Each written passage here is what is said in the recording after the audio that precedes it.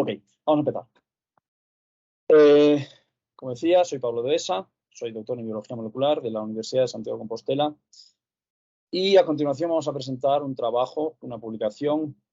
Esta ya tiene unos años, pero le doy un poquito de importancia ahora porque justamente con el resultado tan espectacular que hemos tenido, ahora estamos con un segundo caso. Esto es un case report de síndrome de agenesia sacra y cómo hemos conseguido una reinervación, más bien una inervación, porque no existía, ahora lo vamos a explicar un poquito, de este niño con esta patología.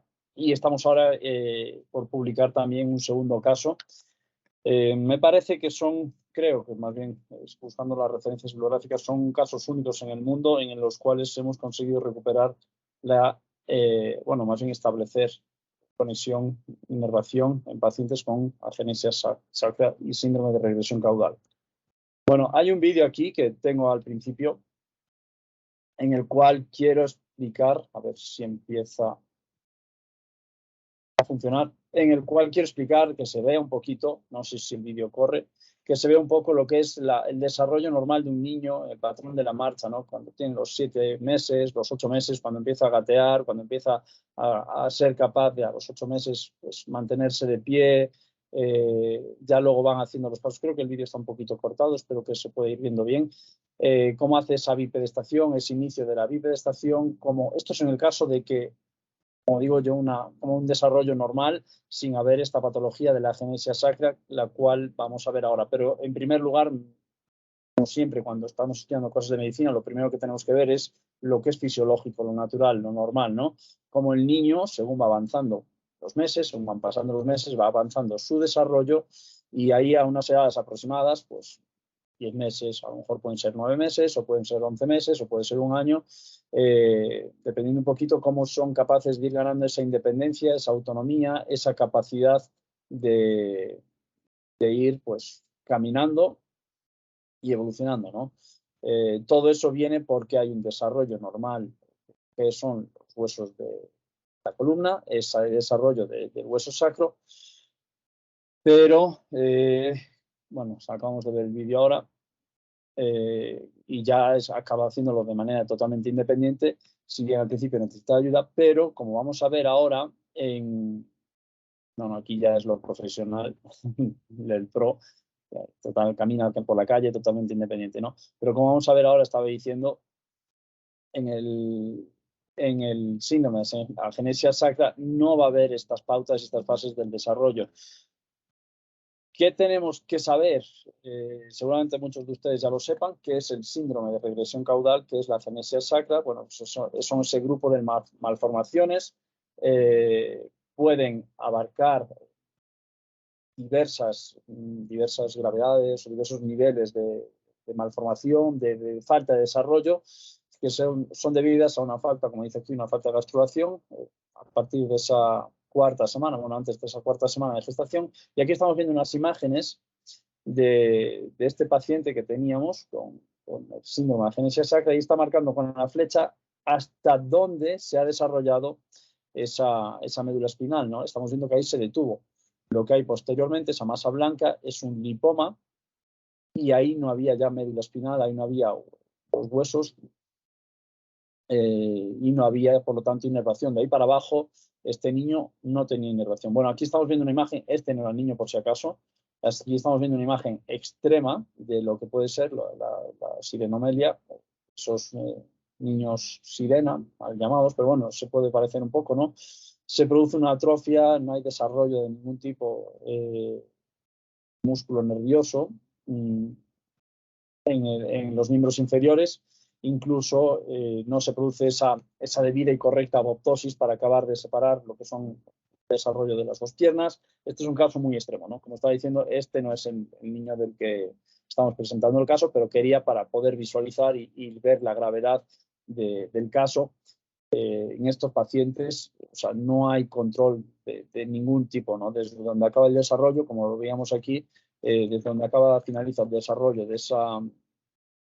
la médula espinal, de esa columna, a nivel cervical, a nivel cervical no, más bien a nivel lumbar, a nivel, no hay el sacro. Entonces, no existe conexión nerviosa ni sensitiva ni motora. Lo vamos a ver ahora. Bueno, un poquito la incidencia, 2 de cada 100.000 nacimientos. Evidentemente, muchos de estos, la esperanza de vida es muy cortita por una serie de complicaciones que tienen. En los casos más graves, no va a haber, la gravedad va a implicar unas malformaciones en la región anal que son las más extremas. Aquí estamos viendo otro caso de lo más extremo. Y aunque no está del todo descrito, no está del todo conocido, se asocia a diferentes patologías como la diabetes gestacional, que va a afectar a ese desarrollo, desde, como estábamos hablando pues, antes de la 4ª semana, mutaciones en ese gen, el HBLX9, exposición a algunas sustancias como el cadmio, las sulfamidas o la cocaína, la exposición a ciertas sustancias van a poder alterar ese desarrollo inicial y eso es lo que va a provocar esa atrofia tan brutal, ¿no? Bueno, bien, vamos a presentar el caso, como estaba diciendo antes, lo que estábamos viendo antes. Ahí en esa puntita, esa flecha, estamos mostrando el final del desarrollo, ¿no? De la columna, de esa médula, finaliza y hay ese lipoma. Desde ahí, el paciente carece de inervación a nivel sensitivo, a nivel de control motor. ¿De acuerdo? Y estamos viendo como hay una agenesia, la agenesia sacra, no hay desarrollo del hueso sacro. ¿Qué es lo que sucede? Lo vamos a ver después. Bueno, vemos ahí lo de la vejiga, pero ¿qué pasa si no hay desarrollo del hueso sacro? Todos los tendones, todos los ligamentos, toda la musculatura que tendría que estar unida, vinculada, desde la que tendría que estar controlándose todo el inicio de los miembros inferiores, no va a tener esa base física de agarre, ni tampoco la base química de los neurotransmisores, nada, porque no hay nada de desarrollo a nivel nervioso. Entonces, estamos pensando que esto viene desde el desarrollo, desde los primeros meses ya a nivel de feto, ¿vale? Tenemos que tener claro que no es que haya habido un problema de una, no sé, por así decirlo, como una retracción cuando el niño nace o cuando ha tenido un problema en el nacimiento. No. Simplemente es que no se desarrolló, ¿de acuerdo? No hubo nunca, lo dejo muy claro esto para que después cuando veamos las imágenes y los vídeos que podamos entenderlo bien. No hubo nunca un desarrollo ni un control nervioso desde esa altura en estos niños, ¿de acuerdo? En este niño concretamente. Ok, en la presentación de caso, como estamos viendo, había la regresión caudal desde la L2, L3, es decir, bastante arriba, ¿de acuerdo? Había perdón, pone aquí un error de escritura, agenesia sacra, perdón, esto es el corrector. Se recibió en el centro sanitario Foltra un niño de 9 meses de edad con ese síndrome de regresión caudal, esa agenesia sacra, no había desarrollado el sacro y todos los huesos previos desde la L2, L3.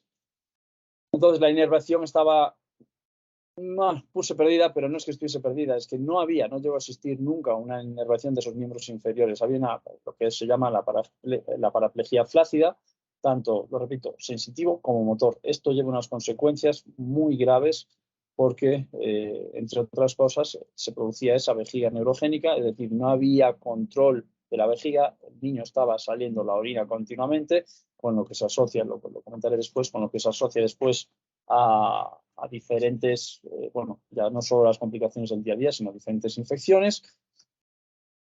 No había una inervación, había una denervación del intestino grueso. Esto lo que vamos a ver es que no hay un control de esos esfínteres. El niño, pues por desgracia, tampoco tenía control de esfínteres. El esfínter anal no había una regulación. Entonces, a la mínima que el contenido llegaba, pues el niño defecaba.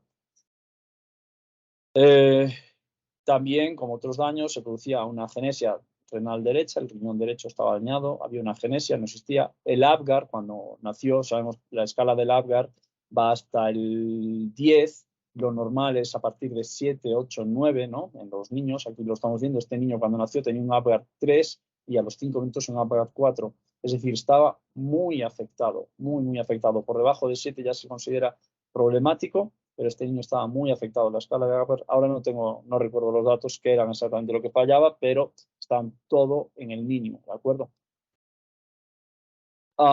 Entonces necesitó una intubación, lógicamente, post nacimiento, precisó de una intubación orotraqueal. y como se puede entender, poseía unas malformaciones en los pies este niño. Evidentemente, si no hay un control nervioso, no hay un control motor, cuando este niño llegó a Foltra con 9 meses de edad, los pies estaban con unas malformaciones, porque no había inervación, no había control muscular, y entonces eso, los tendones se van acortando, los huesos se van colocando de una manera que no deben, sobre todo en esa articulación, en el tobillo. Y aquí estamos viendo unas imágenes, el scan lo podemos ver sobre todo en la de la izquierda, lo vemos aquí, esta vista sagital, cómo se ve esa vértebra, y lo vemos ya en la vértebra L3 hipoplásica, y abajo, en la articulación de la cabeza del fémur, con el acetábulo, estamos viendo que no encajaba bien, no había una congruencia, lo que llaman una congruencia articular, no había congruencia articular. ¿Por qué? Otra vez, los huesos necesitan, aparte de la articulación, los huesos van a necesitar que el músculo tenga un correcto funcionamiento, que los tendones, todos los ligamentos tengan una correcta tensión para poder estar en una postura acorde. Eso, si está denervado, es como si estuviese flácido. Desde los primeros meses de desarrollo y los primeros meses de vida, va a adoptar una forma anormal. No va a facilitar lo que tendría que venir posteriormente para lo que es la bipedestación. Aquí lo vemos, la flecha, no sé si se vio, no se ve la flecha, pero estaría marcando en esa L3, estaría señalando lo que es la L3 anormal, y aquí se vería también esa marca de la agenesia sacra, porque es que no hay, en esta figura B, se ve que no hay hueso sacro, ¿no? En todo ese espacio que vemos vacío, ahí debería estar continuando el desarrollo de la médula y debería estar el hueso sacro. Vemos también como hay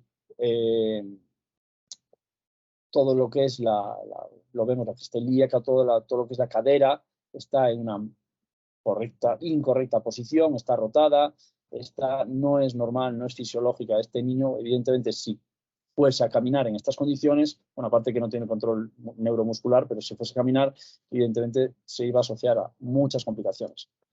Eso es un problema grave. Continuando con la presentación de caso, como comentaba antes, cuando llegó, pues el niño tenía 9 meses de edad, tenía múltiples infecciones de orina, pero múltiples, porque no había control de los esfínteres. Entonces, la infección de orina era continua. O sea, se puede imaginar la complicación de un paciente de este tipo, ¿no?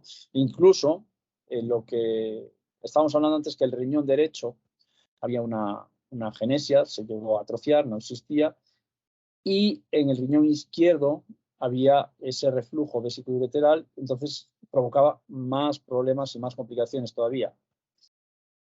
Bueno, estas fueron las imágenes, lo estábamos ya comentando antes, pero fueron imágenes que se tomaron, como el bebecito, cuando ya tenía 7 días, los padres se dieron cuenta, los doctores se dieron cuenta, allá en España, y dijeron, oye, aquí pasa algo, y aquí el niño, pues, vamos a indagar qué es lo que está pasando correctamente, y con unas imágenes vieron que desde la L3 ya no había desarrollo de esa columna vertebral, ¿no? Entonces, antes estábamos hablando de esa musculatura, de esa cadera descolocada, entonces no había internación del psoas, tampoco de los cuádriceps, es lógico, estaba totalmente denervado, no existía un tipo de control nervioso, estaba denervado. Y aquí estamos viendo lo que es la escala, el GM-FM, porque el niño presentaba, bueno, es el Gross Motor Function Test, el niño presentaba un porcentaje de 12,3%. ¿Qué quiere decir esto? Aquí lo estamos viendo, bueno, no vamos a explicar todos los test, porque esto es un test de muchas preguntas, en las cuales hay 5 dimensiones. Se evalúa lo que es la dimensión A, la posibilidad de decúbito y volteo del niño, en la posición B, el test B, en la posición de estar sentado, una puntuación también. El niño tenía entre la A y la B, sumaba 12,3% cuando llegó a iniciar el método Foltra. ¿De acuerdo? 12,3%, es decir, sobre 100%, llegaba al 12,3% cuando llegó con 9 meses de vida. y solamente esta puntuación solamente venía de la escala de la dimensión A y B, que era cuando estaba en decúbito y volteo, y cuando estaba sentado. Lógicamente, el niño con las manos tenía control y podía manejarlas, podía conseguir cierta puntuación. Como digo, el test es muy largo, tampoco era para enseñar aquí, pero lo que era el gateo y de rodillas, estar de pie, andar, correr y saltar, el niño era, o sea, no es que fuese cero, es que no se le podía tomar porque no había posibilidad ninguna. Entonces, eso le restaba un puntaje enorme, pero aún así del A y del B tampoco es que consiguiese mucha puntuación, porque como estamos viendo, 12,3%. La puntuación era muy, muy baja en este niño. Como estaba diciendo antes, pues el paciente no mostraba ninguna puntuación, no había posibilidad de evaluar las dimensiones C, D y E, es decir, gateo, rodillas, de pie, andar, correr y saltar, con 9 meses de vida cuando llegó a Foltra. Cuando estábamos viendo, por eso ponía el vídeo antes de los otros niños, bueno, aquella niñita, un niño, una niña con 9, 10 meses ya tiene que ser capaz de estar haciendo pues algunas de estas ejercicios, gateo, rodillas, caminar de pie con ayuda, saltar, correr y caminar solo, pues a lo mejor ya no, todavía no vamos, pero algunos un poquito antes, pero ya tendría que ser capaz de conseguir alguna puntuación, cosa que este niño era imposible evaluar. Bueno, entre los materiales y métodos estamos viendo aquí lo que comentaba, ¿no? Esto lo voy a decir muy rápido porque evidentemente inició rehabilitación en el hospital de referencia al poquito de nacer, a temprana edad, cuando se dieron cuenta del problema que había, inició una rehabilitación, intentaron hacerla la más completa para estos casos, pero así de directo lo pongo, lógicamente, según lo que establece la medicina hasta ahora, este niño no consiguió mejoría ninguna, no evolucionó en esos 9 primeros meses de vida. Por eso cuando llegó a Foltra tenía ese GMFM, la puntuación tan bajita, ¿de acuerdo? Pero a los 9 meses inicia lo que nosotros vamos a conocer ya desde hace varios años, desde el método Foltra más o menos se inició en el 2004 y con este método Foltra nosotros hemos aplicado con sus diferentes variaciones ya a miles de pacientes a lo largo de todos estos años en el Centro Sanitario Foltra en España. Ok, entonces al inicio, el niño, cuando empezó, evidentemente, pues esas piernas hipotróficas, porque no había control nervioso, no había masa muscular, las rodillas era irreductible, no se podía entre 60 y 80 grados cada una de las piernas, no había posibilidad, eso es por esa falta de control, pero también había una retracción de toda esa musculatura pélvica, lógicamente se estaba atrofiando, pues porque si el músculo si no se estimula, se va a retraer, se va a ver como atrofiado. Y la cadera, lo que estábamos viendo antes en las imágenes, esa luxación de la cadera bilateral estaba totalmente luxada, no tenía, porque el niño no ha caminado, no ha podido hacer el gateo, no ha podido hacer nunca ningún tipo de control. Entonces esa cadera está luxada. Y lógicamente a nivel plantar esto ya es más distal, la atrofia, pues como estaba diciendo antes, era mayor, era más grande, más visible, no había dorsiflexión y esto con el tiempo provocó ese acortamiento de los tendones, esa malformación de los pies, tuvo que ser sometido a cirugías. Entonces eso provoca una serie de complicaciones añadidas que al niño le van a complicar más todavía si era posible su recuperación. Entonces, se inició el método Foltra con diversos factores neurotróficos, principalmente la hormona de crecimiento, dosis diaria con una terapia intensiva, eso es lo que sí buscan el método Foltra, buscar los factores neurotróficos, entre ellos la hormona de crecimiento, que es por excelencia el factor neurotrófico yo creo que más importante, más relevante, por lo que supone sobre los otros factores neurotróficos, por esa regulación positiva que tiene hacia los otros factores neurotróficos y hacia esa digamos, esa reconexión o incluso ese establecimiento de nuevas neuronas, la conexión entre las que ya había el aumento de la sinapsis, ¿no? Eso ya está descrito en bibliografía, tenemos nosotros varios estudios a nivel básico, a nivel clínico hemos visto ya los resultados de la administración de la hormona de crecimiento como factor neurotrófico, y eso cuando se combina y se refuerza, y en eso es la base del método Foltra, cuando se combina y se refuerza con una terapia intensiva durante todos los días, bueno, 5 días a la semana, un mínimo, depende un poquito de lo que necesite cada paciente, pero 2, 3, 4 horas al día, eso es la base del método Foltra, ¿de acuerdo?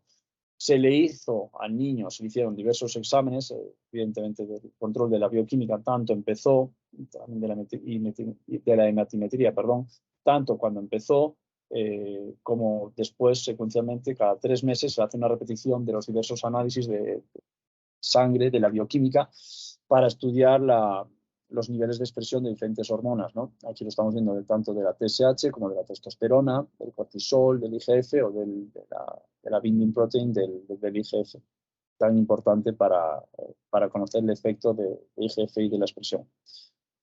Bueno, vamos a ir ya un poco rápido los resultados, porque así como el niño, cuando llevaba 9 meses de tratamiento en su hospital normal, no había tenido evolución, cuando el niño llevaba 4 meses desde el inicio de la terapia del tratamiento, el niño empezó a mostrar sensibilidad, empezaron a notarse muestras de inervación por debajo de la lesión, por debajo de esa L3, por debajo de ese lipoma, por debajo de esa atrofia que estábamos viendo de la columna vertebral, que no es que haya crecido el hueso, para nada, y eso es una cosa que los médicos allá en España se extrañaron, incluso para poder realizar esta publicación científica en la revista, los referees nos lo echaron abajo alguna vez porque decían, no entendemos cómo es posible que esté habiendo sensibilidad, que esté habiendo una inervación si el hueso no ha crecido, porque el hueso hicieron pruebas y vieron que el hueso no desarrolló. Lógicamente, no vamos a conseguir un crecimiento de la columna, del desarrollo de la columna fuera del momento fetal, embrionario, no se va a conseguir cuando el niño ya ha nacido y ya tenía una serie de meses, ¿no? Concretamente aquí ya tenía más de un año, 4 meses después del inicio de la terapia, el niño ya tenía más de un año y empezó a haber una sensibilidad por debajo de la lesión. Entonces los referees nos decían, si no ha crecido el hueso, porque estamos viendo que no ha crecido el hueso, ¿cómo es posible que haya sensibilidad por debajo de la lesión? Bueno, pues tuvimos que de diversas maneras responderle y con diversas pruebas pues mostrar cómo sí que había inervación y había sensibilidad por debajo de la lesión. 6 meses después del inicio del tratamiento, esa escala que antes estaba tan bajita, que no llegaba ni al 20%, ya llegaba prácticamente al 40% la escala. A pesar de que las dimensiones C, D y E todavía no estaba mostrando puntuación, ¿de acuerdo? Pero aumentaba la puntuación de la A y de la B. Entonces ya empezaba a haber cierta sensibilidad. Todavía no, porque esto lo que hace es la motora, ¿de acuerdo? La GM, FM, lo que hace es, sobre todo, medir la capacidad motora, gross motor, la capacidad motora gruesa, ¿de acuerdo? Si bien todavía no había, a los 6 meses, sin embargo, había sensibilidad y la puntuación de la A y de la B, de las dos dimensiones A y B, había mejorado. Es decir, el niño, la capacidad motora en los miembros superiores estaba aumentando y estaba mejorando. Lo que sí que veíamos era que había como ciertas respuestas, no había un control motor todavía, pero al principio empezaba a haber como ciertas respuestas en los diferentes músculos. Es decir, había músculos a nivel distal que estaban empezando a responder de manera descontrolada, sí, pero eso ya indicaba algo y eso ya te da una esperanza de decir, ok, si ya empieza a haber inervación, empieza a haber control de respuestas, no control, respuestas sin control, pero por lo menos ciertas respuestas a nivel distal de la lesión de ciertos músculos, si esto se sigue trabajando, la evolución puede ser positiva. Si esto se sigue trabajando, posiblemente con el tiempo el niño vaya a poder controlar esa musculatura. Incluso nosotros difícil, pero decíamos a lo mejor puede volver a caminar. Bueno, pues aquí estamos viendo otra escala, la escala de Asia, tanto valorando a nivel sensitivo como a nivel motor. Al principio, si lo vemos, muy baja, no había mejoría, no había nada. Pero con el paso de los meses, lo estamos viendo aquí, a los 4 meses sobre todo, se ve arriba, a los 4 meses a nivel sensitivo empezó a haber cambio. A los 4 meses no había cambio a nivel motor, lo vemos ahí, la gráfica del medio, ¿no? Motor, a los 4 meses no había, pero a los 6 meses ya empezaba a haber algo de respuesta a nivel motora. Y a nivel sensitivo mejoraba más todavía. Al año de tratamiento aumentó más sensitivo, aumentó más motor. Lo mismo ocurrió 2 años después del tratamiento. Esto, evidentemente, tenemos que imaginar que va a ser muy largo. Es una rehabilitación intensa y a largo plazo. O sea, estamos pensando desde la L3 desarrollar, inervar desde cero, porque no había, desde la L3 hacia abajo, inervar todo eso. Nos podemos imaginar lo duro y lo largo que es, sobre todo cuando pensamos que un nervio crece en cuestión de micras. No sé si decir diariamente o semanalmente, lo que avanza es micras, es muy lento el crecimiento, sobre todo ya en un caso de una persona que ha nacido y que hay que inervar eso, no es reinervar, que eso puede ser un poquito más rápido a veces, esto es desde cero.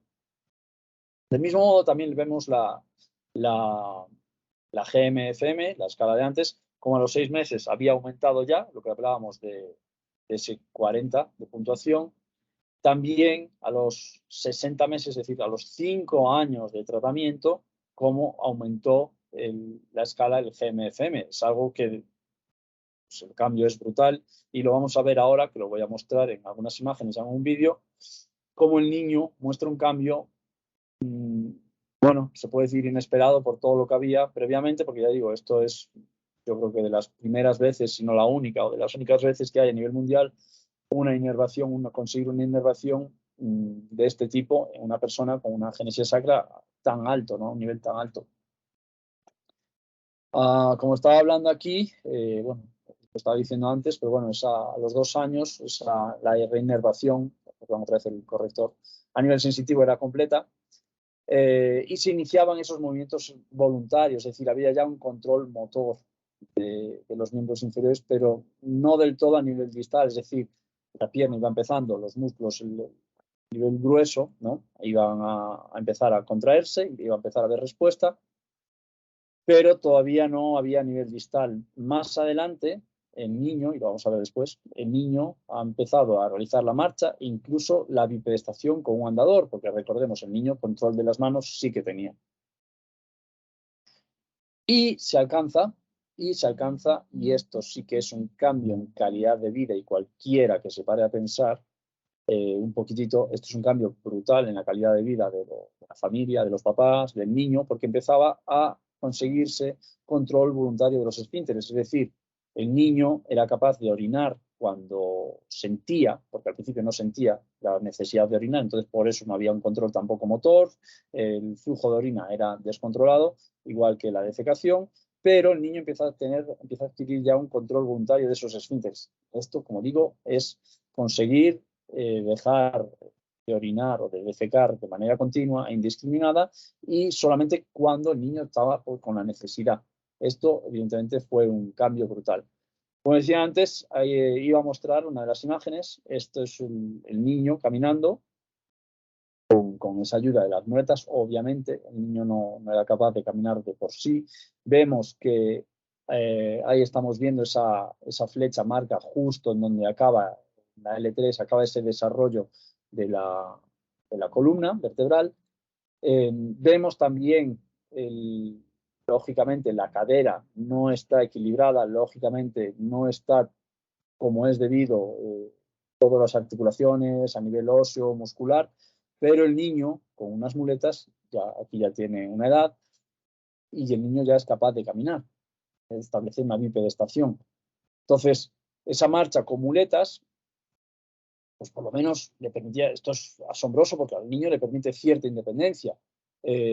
Como digo, no hay hueso sacro, se va a estar alterando esa flexión, ese movimiento de las caderas, pero el niño es capaz de tener cierto control, disminuir la carga en miembro inferior, disminuir un poquito la carga en cadera y de poder hacer una marcha, una bipedestación, de poder desplazarse y caminar. como decía, ahí vemos el fin del desarrollo de la columna vertebral, esa L3, la flecha blanca lo está marcando. Desde ahí tenemos que ser conscientes, a lo mejor insisto mucho, pero es para ser conscientes y pensarlo. Desde ahí el niño no tenía, desde el nacimiento, desde que hablamos, no tenía inervación, ¿vale? Pero el niño, este paciente, lo ha conseguido ir reinervando gracias al tratamiento, la combinación de los factores neurotróficos, de la hormona, como decía, de la hormona de crecimiento y de la combinación con esa terapia intensiva, como hacemos en el método Folter. Como decía, a los 5 años, que lo veíamos antes ahí, los 60 meses, la puntuación estaba cerca del 80% de la GMFM, todo ese control motor grueso, no el fino, porque evidentemente eso ya pues, demora un poquito más, es más delicado, más complicado, pero el movimiento, el control motor grueso, el niño ya estaba en un 80%. Eso es un cambio muy grande. Recordemos que estaba en 12, 15%, menos del 15%. Y aquí tenemos un vídeo que espero que funcione. Aquí lo estamos viendo.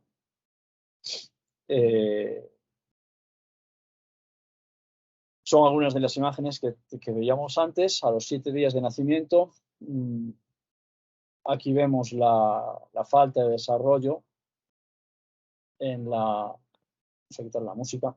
Aquí vemos la falta de desarrollo en la columna vertebral. Aquí estamos viendo las imágenes de antes, desde diferentes ángulos, diferentes tomas. Como no hay una agenesia sacra, como no hay hueso sacro, no hay esos huesos del final, ¿de acuerdo? Lo estamos viendo en diferentes imágenes para que quede bien claro. La columna finalizó ahí su desarrollo. Aquí lo estamos viendo a los 3 meses. Espero que no se cuelgue el vídeo.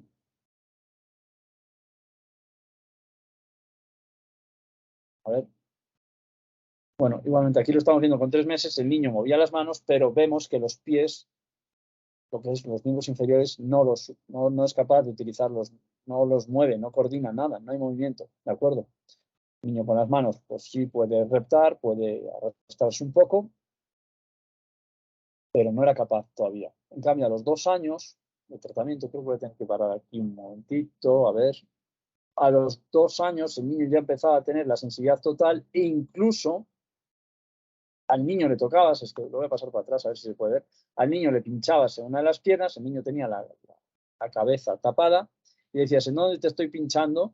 Levanta la pierna, a ver si es capaz de reconocer, o sea, sensitivo, y a ver si es capaz de reconocer en dónde te estoy pinchando. El niño reconocía, no tenía el control correcto, no tenía el control correcto, pero entonces subía las 2 piernas por descontrol, pero el niño era capaz de identificar que le estabas tocando una pierna y él tocaba la pierna que sí que le estabas pinchando, ¿no? Que te estabas estimulando. El niño lo reconocía y decía aquí, aunque después el control motor no lo tenía y subía las 2 piernas de manera descontrolada.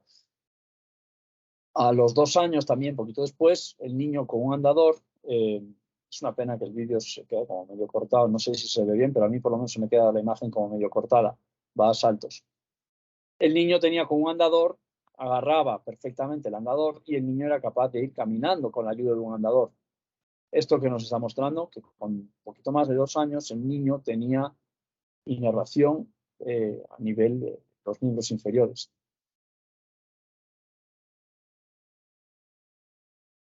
A ver aquí ahora, no sé si se ve bien.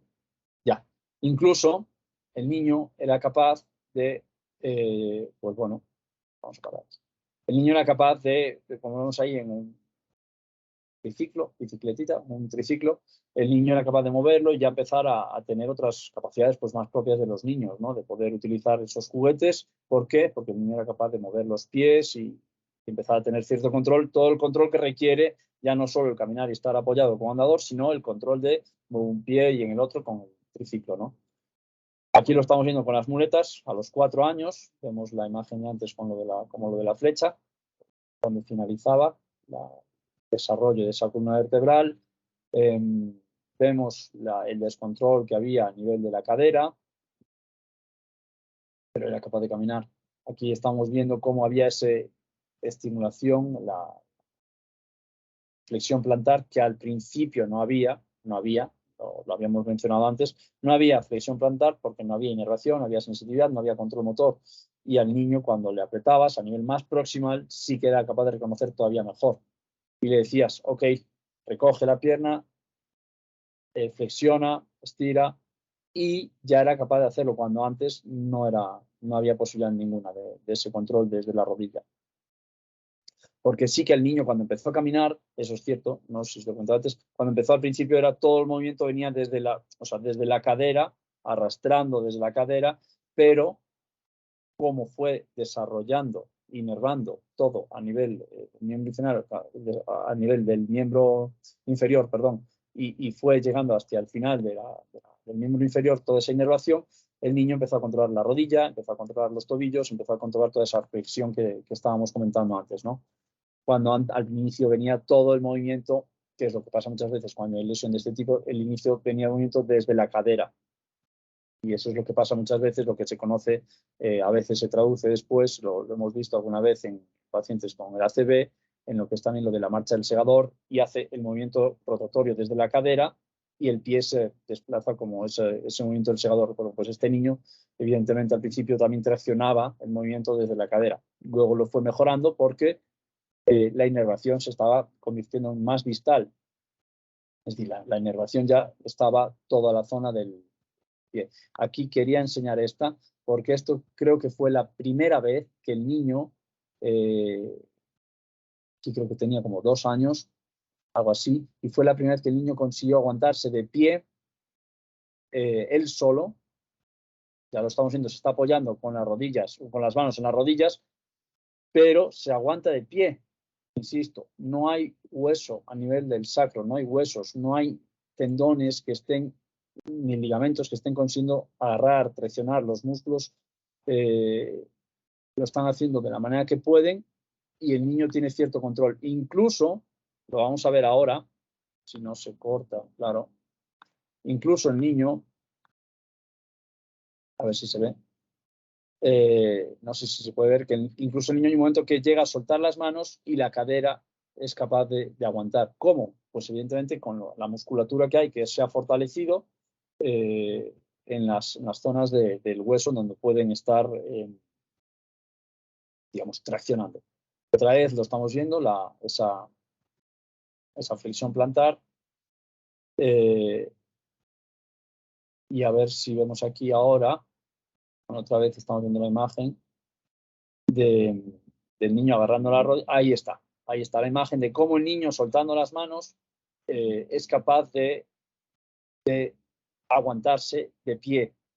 Obviamente no es mucho tiempo, pero se produjo lo que estoy diciendo aquí, una inervación completa.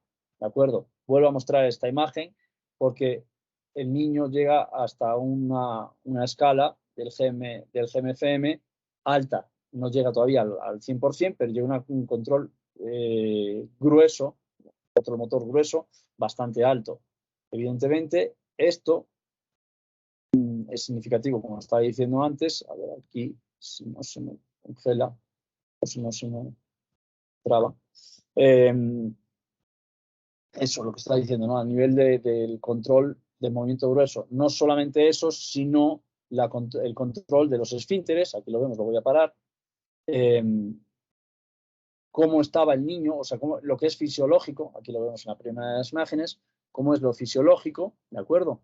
Pero en este niño había esa hipoplasia, había esa falta de desarrollo desde la L3, no había esos músculos lumbares, pero con la estimulación de la hormona, principalmente los factores neurotróficos, más la rehabilitación, se consigue desarrollo de esos nuevos nervios a nivel de la formación de esos nuevos nervios espinales, y así vamos a controlar no solamente los músculos, control del trofismo muscular, sino que también vamos a controlar todos esos esfínteres de importancia, lo repito, porque eso es súper importante. Solamente lo pensamos, tener el descontrol de esos esfínteres, y evidentemente es muy complicado el día a día y la vida, digamos, ¿no? Entonces, como muestra aquí es justamente lo que está ocurriendo con el tratamiento de la hormona más la rehabilitación, vamos a conseguir ese trofismo y esa sensibilidad muscular. Eso es el gran cambio que se produjo con esta terapia, con el método Foltra, en este caso en este niño, ¿no? Y fue lo que nos llevó a la publicación, como dije, con más de un quebradero de cabeza para hacerle ver a los referees de cómo era posible que, aunque no se hubiese desarrollado el hueso, porque no se desarrolló, sí que hubo un control nervioso y muscular, ¿no?, a nivel distal. Bueno, esto, como estaba diciendo, esto es el Centro Médico Foltra, allá en España, cerquita de Santiago de Compostela. Se abarcan todas estas terapias y todas estas rehabilitaciones. Se intenta desde Foltra y con el método Foltra intentar abarcar todo lo que es posible a nivel de tratamiento, a nivel de terapias, de reinervación motora, de reinervación motora. Entonces, bueno, ya para finalizar, como conclusiones, la hormona de crecimiento y junto con esa combinación con la rehabilitación, como estaba diciendo antes, lo que consiste el método Foltra, en esas etapas tempranas, en este caso, porque tenemos otros pacientes que son etapas ya en adulto, no de la agenesia sacra, sino otras patologías a nivel neurológico, van a conseguir, parece mostrarse, como siempre digo, las conclusiones nunca deben de ser rotundas y absolutas, pero parece mostrarse útiles para conseguir una reinervación o una inervación distal, en este caso, inervación distal porque no la había. No es que hubiese una inervación y se hubiese perdido, es que en este caso nunca había tenido el paciente ese tipo de inervación y parece mostrarse como útiles en conseguirla, ¿no? Si estoy exponiendo esto hoy es porque también estamos en breves, publicaremos un segundo caso de otro niño también con una agenesia sacra, que creo que lo comentaba al inicio, y también se están consiguiendo resultados también espectaculares, ¿no? Entonces, parece volver a mostrarse útil la combinación, el método Foltra, para conseguir esa inervación a nivel distal. Como dije ya varias veces, a pesar de que existe y continúa la agenesia, otra vez puse el corrector agenesia sacra, el cuerpo, a pesar de que existe esa agenesia sacra, va a ser capaz de conseguir nuevas conexiones nerviosas, va a ser capaz de conseguir que haya una funcionalidad de los miembros, en este caso miembro inferior, a nivel distal, a nivel proximal, de los órganos también, de los controles de los esfínteres, pero también a nivel distal, ese control del movimiento, ¿vale? Entonces, consideramos que el método Foltra se puede convertir en un apoyo clave, pero fundamental para mejorar la calidad de vida de estos pacientes, ¿no? Estos pacientes y de otros muchos pacientes que hemos tratado a lo largo de estos años con diversas patologías de tipo nervioso. Mostraba antes la imagen, la repito aquí, la imagen del Centro Sanitario Foltra, del cual el doctor Jesús de Besa, hay que buscarlo solamente en internet, el doctor Jesús de Besa es una referencia en el campo de la medicina en general y la reinervación y de la regeneración neurológica en concreto, de la fisiología también. Es una auténtica referencia, es solamente buscar un poquito las publicaciones científicas del doctor Jesús de Besa y podremos ver la relevancia que tienen y comprobar la realidad de lo que es el método Foltra a nivel de rehabilitación de pacientes, ¿no?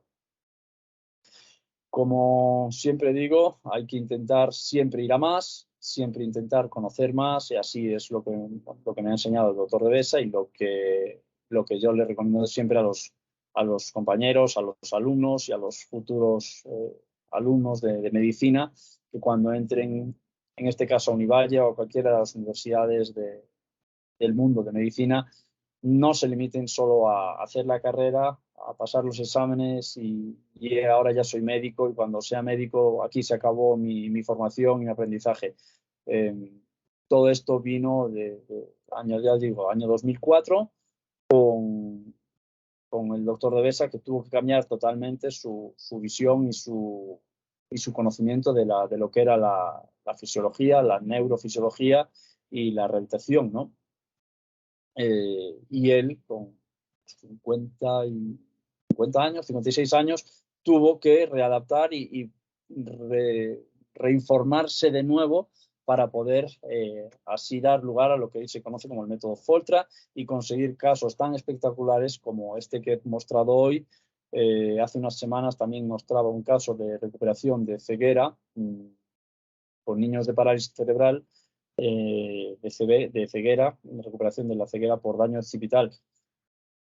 Todo esto viene, evidentemente, por el conocimiento, el intentar mejorar el conocimiento, los métodos, los tratamientos y lo que es la la regeneración, en este caso nerviosa. Si hubiese alguna duda, muchas gracias. Estoy a su disposición y un placer.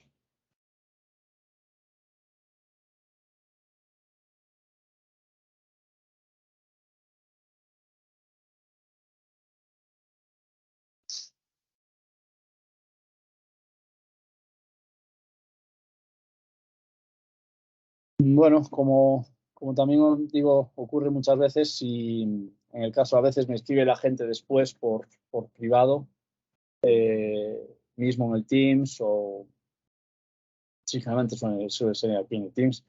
Si me quieren preguntar cualquier cosa, no hay problema ninguno. Estaré disponible y encantado de poder resolver cualquier duda. Si acaso puedo dejar incluso aquí en el chat un email para que contacten a aquellos que tengan dudas. Ha sido un placer el poder dar a conocer lo que es el método Foltra, el poder dar un poquito de conocimiento de lo que se puede hacer a nivel de la rehabilitación del daño neurológico y será un placer el poder volver a estar disponible en otra ocasión. Muchísimas gracias.